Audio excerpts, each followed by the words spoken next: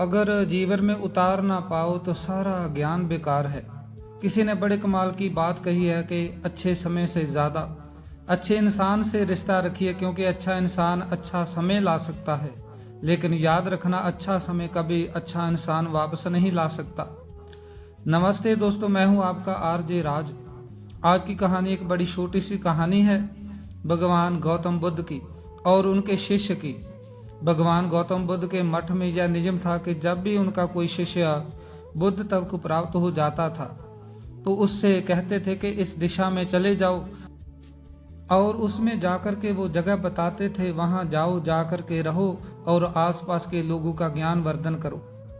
उनकी जो आत्मा है उसको जागृत करो, उनकी चेतना को जागृत करो, प्रयास करो उन्हें सदमार्ग पर लाने का। उनका एक शिष्य था जो 6-8 साल से वहां मठ में रह रहा था, तपस्या कर रहा था, और एक दिन वह परेशान हो गया कि मेरे गुरुदेव ने मुझे अब तक आदेश क्यों नहीं दिया कि जाकर के प्रवचन करो, यहाँ से चले जाओ, अपना खुद का जो है आश्रम बनाओ।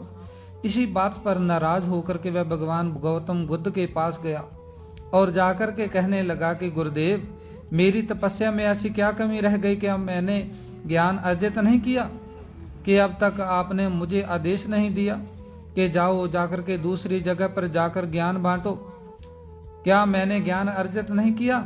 क्या मैंने बुद्ध तक को प्राप्त नहीं किया? गौतम बुद्ध ने उसे कहा कि सुनो, तुम्हें थोड़ा और समय लगेगा, यही समय बिताओ, और चिढ़ गया। कहने लगा, गुरुदेव, मतलब आपके ज्ञान में कमी रह गई, आप मुझे ज्ञान नहीं दे पाए।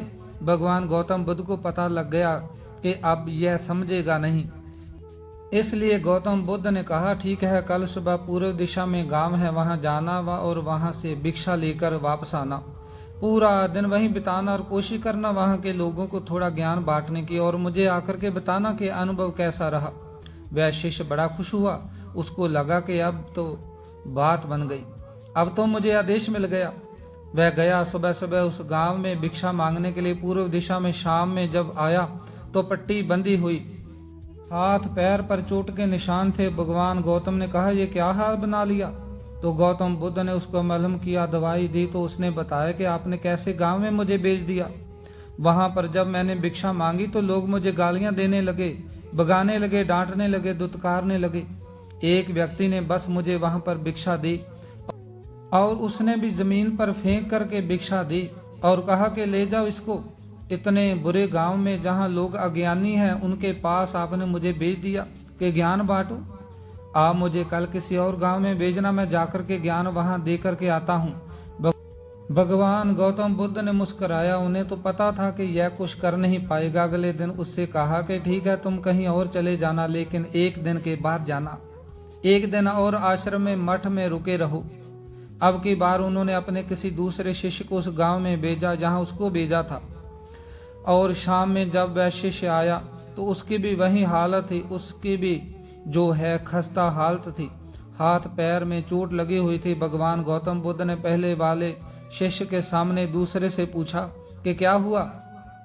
तो उसने कहा, प्रभु, आपने जिस गांव में मुझे भेजा वहां के लोग बड़े भोले भाले हैं, भिक्षा दे ही नहीं रहे थे। एक व्यक्ति ने मुझे जमीन पर फेंक करके भिक्षा दी, मैंने स्वीकार कर ली और उसे आशीर्वाद दिया कि तुम्हारा कल्याण हो। तो चौंक गया और मुझसे कहने लगा कि आप गजब इंसान हैं, आपको मैं जमीन पर फेंक करके भिक्षा दे रहा हूँ और आप मुझे कल्याण हो का आशीर्वाद दे रहे हो। तो मैंने उससे कहा कि मैं तो अपना कर्तव्य निभाऊंगा, आप भी बड़े दानी हैं, आपने कम से कम मुझे दान तो दिया, तो मेरा फर्ज बनता है कि मैं आपको आशीर्वाद दूं, कल्याण हो आपका। ऐसा कहने का उसके बाद जब मैं वहां से निकल रहा था तो मैंने देखा कि एक बच्चा उस गांव में बीमार था। मैं जंगल में गया वहां से जड़ी बूटी लाने के लिए।